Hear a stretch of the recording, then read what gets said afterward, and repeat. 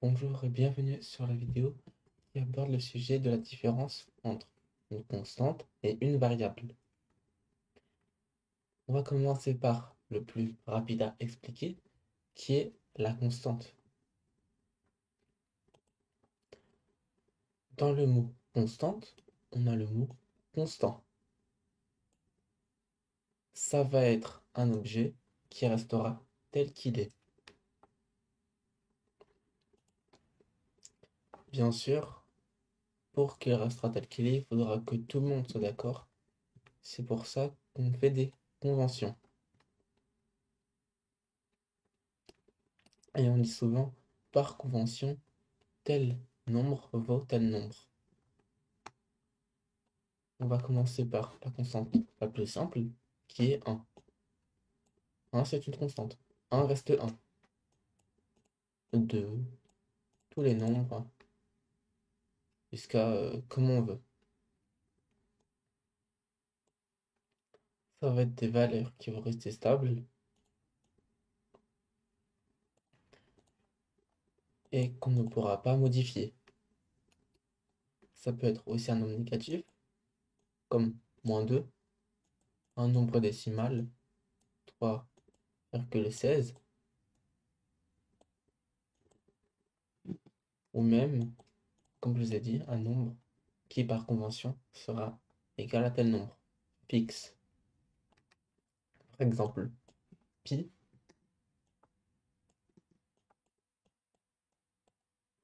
qui est égal à environ 3,14. Elle a une convention de dire qu'il a environ cette valeur-là. Donc pi a une valeur qui reste telle qu'il est. Ou encore le nombre de Euler, environ 2,71, qui restera tel qu'il est. Étant des constantes, on ne peut pas dire une constante, sauf dans certains cas, qu'une constante égale à une constante supérieure à elle. 1 n'est pas égal à 2 parce que 1 est inférieur à 2. Les constantes, on peut les comparer. Par contre, on peut comparer certaines choses. Par exemple, 1 carré, c'est égal à 1. Et là, on est dans les opérations. On va pas trop rentrer dans les détails. On va passer à la variable. Le mot variable contient le mot varie. Et ça, il faut bien comprendre. Qu'est-ce que ça veut dire que varier ou varie? Ce sera un objet. On nous donnera une lettre. Par exemple, je donne ma variable, la lettre A. Cette variable A sera égale à un nombre. On va lui initialiser une valeur. Par exemple, je vais dire que A est égal à 3. Jusque-là, tout va bien.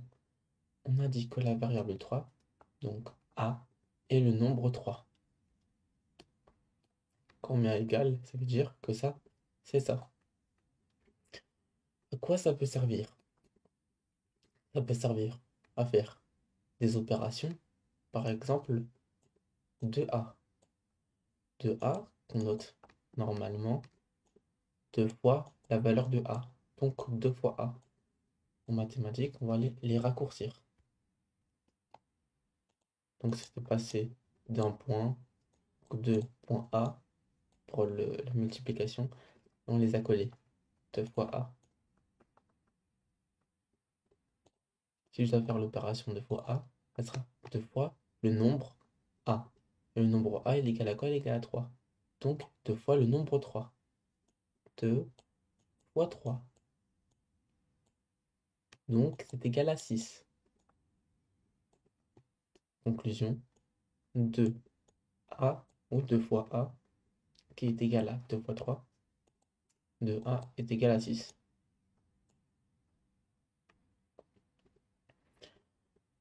Mais qu'est-ce qu'on peut dire par là sur la notion de varier? Qu'est-ce qu'on peut faire d'autre?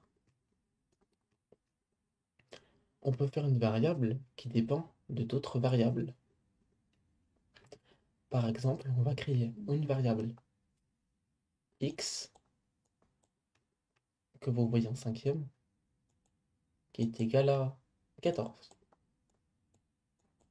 Une autre variable y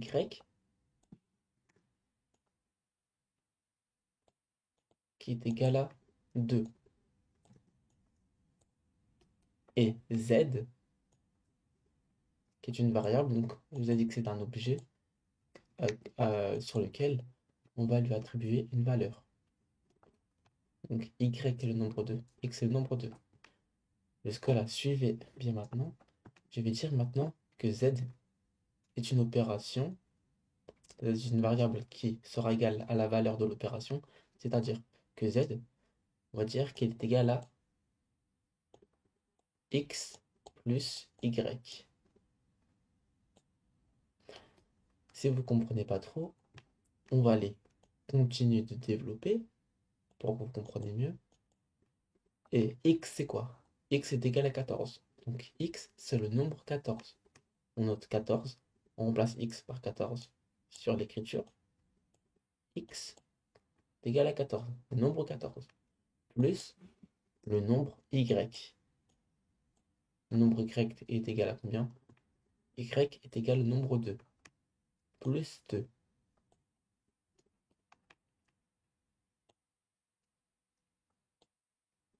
Donc la variable est égale à 14 plus 2.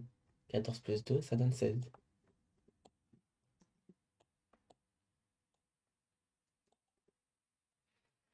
Donc une variable peut dépendre d'une autre variable. Et cette variable, tout d'un coup, on peut la changer, sans que ça va, on va dire, modifier certaines choses. Par exemple, tout d'un coup, je vais dire que x il est égal à 2. Z, il va rester 16.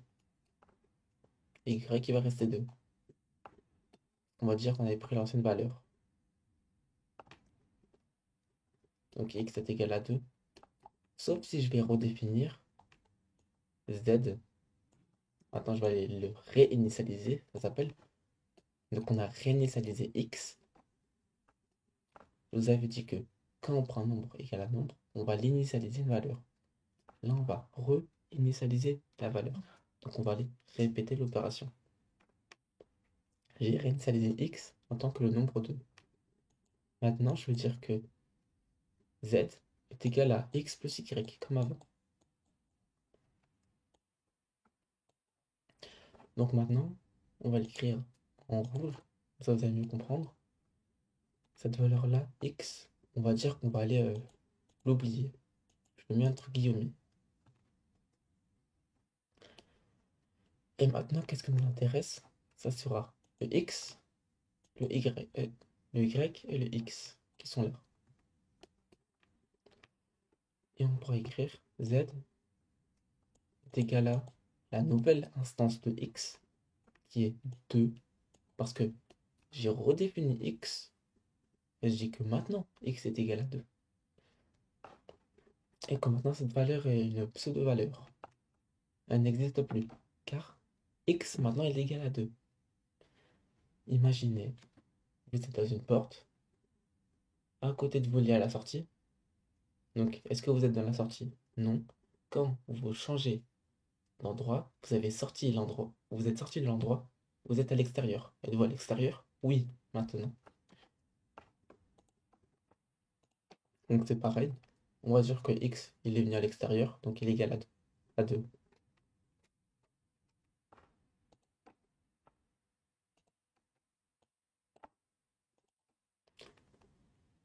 Donc 2 plus y, il n'est pas sorti de ta pièce, il est resté tel qu'il est, il est toujours égal à 2. Donc 2 plus 2, z est égal à 4. On peut remarquer quelque chose, 2 plus 2.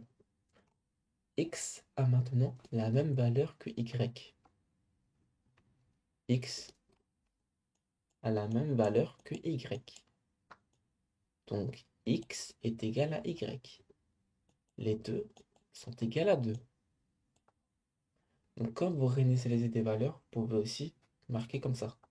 Tout d'un coup, je vais prendre les deux variables, je vais les prendre dans ma poche et je vais les faire sortir. Et ils seront égales à 2. Donc là, quand on a fait une variation de la valeur. C'est-à-dire que j'ai pris une valeur et je l'ai changée. Un cas où on va changer presque constamment la valeur, ça sera avec les fonctions. Le fameux, par exemple, f de x. F de x, c'est une variable où on va le faire modifier. Par exemple, f de x est égal à x. Donc ça fait une fonction affine. Plus x. On ajoute de valeur, plus il sera grand. Par exemple, f, donc la fonction f, on va mettre comme instance de x 1 est inférieur à f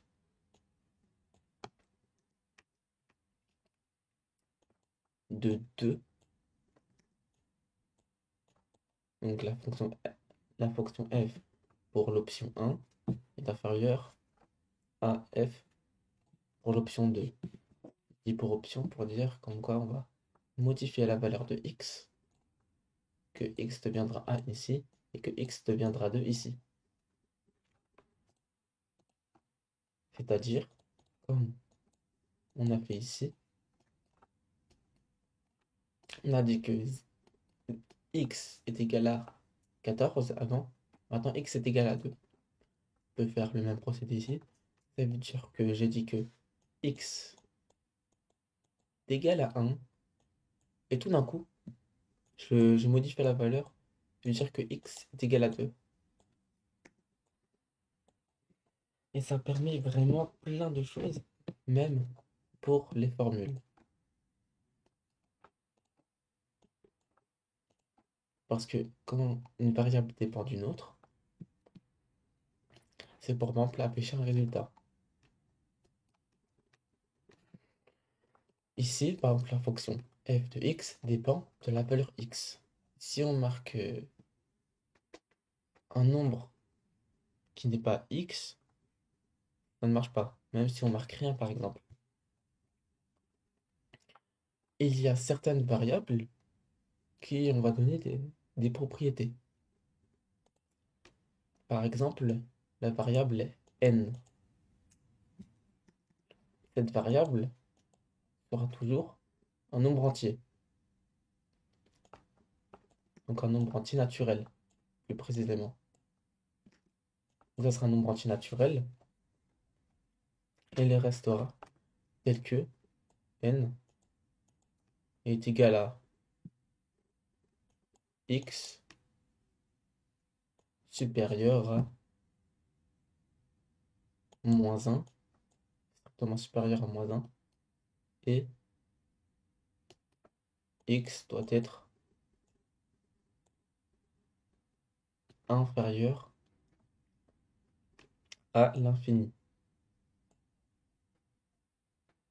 Peut-être inférieur à l'infini. Par exemple, on ne peut pas dire que x est plus grand que l'infini.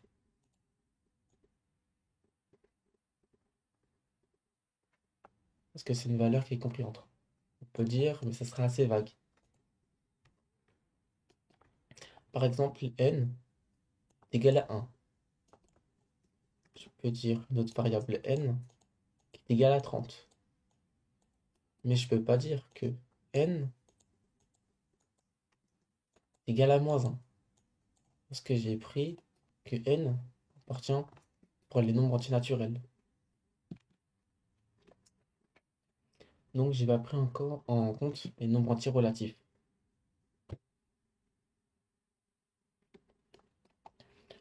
Pour les formules, par exemple, on va prendre un symbole qui va prendre en compte des variables.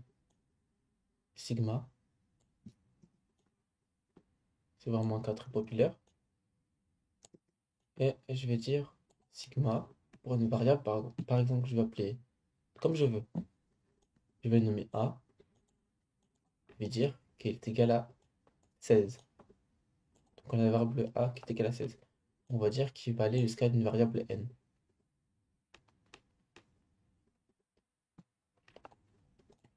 On peut aussi plus simplifier pour que je vous explique sinon une autre formule, mais je vais plus simplifier qu'une autre formule. Donc sigma pour A allant de 1 jusqu'à n, on prend paramètre A, comme ça tout seul. Donc c'est bien sûr égal à 1, plus 2, jusqu'à plus n. Donc ça sera toujours des nombres entiers naturels. On peut pas dire que d'un coup c'est moins 1, par exemple. Et cette formule-là, donc on a noté n comme ça aussi. Vous voyez, je peux dire que c'est égal à n, facteur de n plus 1, le tout sur 2. Et ça donnera l'addition. C'est très très pratique les variables pour ça, parce que je n'ai pas besoin d'écrire à chaque fois 14, facteur de 14 plus 1, delta 2, un tas de nombres juste pour prouver que ça marche. Je marque juste comme ça, n, et ça prendra en compte tous les entiers naturels.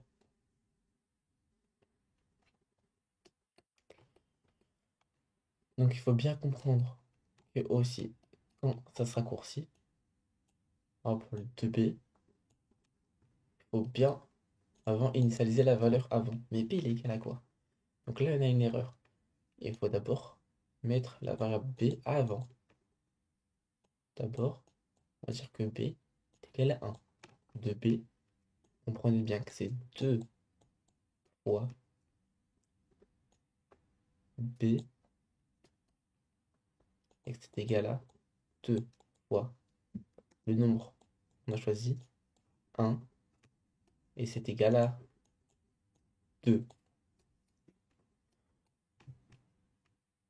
On peut y faire des opérations comme b au carré, qui est égal à b. B, on est comme ça, mais qui est égal à b fois b.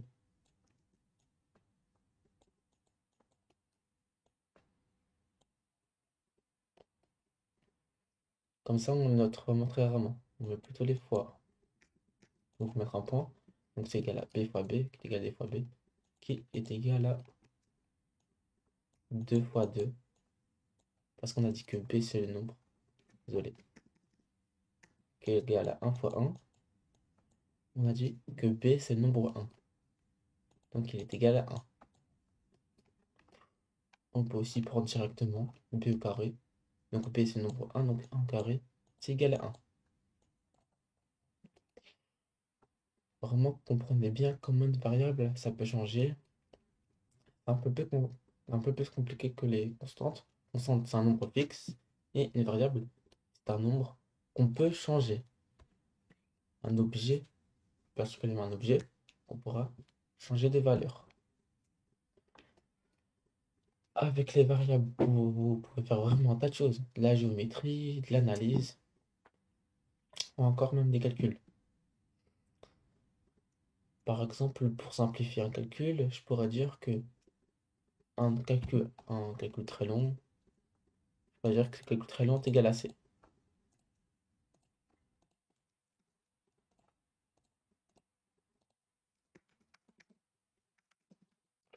Puis je peux faire une conclusion que C est strictement supérieur à la variable A. Par exemple. Et après, par exemple, pour faire l'exercice, prouver que C est supérieur à A, ou même prouver que C n'est pas supérieur à A. Donc c'est à vous de jouer avec les variables. On a rencontré ça en programmation. Beaucoup, beaucoup plus même. On peut faire vraiment beaucoup de choses. J'espère que vous avez compris quelle est la différence entre une constante qui est un nombre fixe et une variable qui est un nombre qu'on va changer. Je vous souhaite une bonne journée ou une bonne soirée. Au revoir.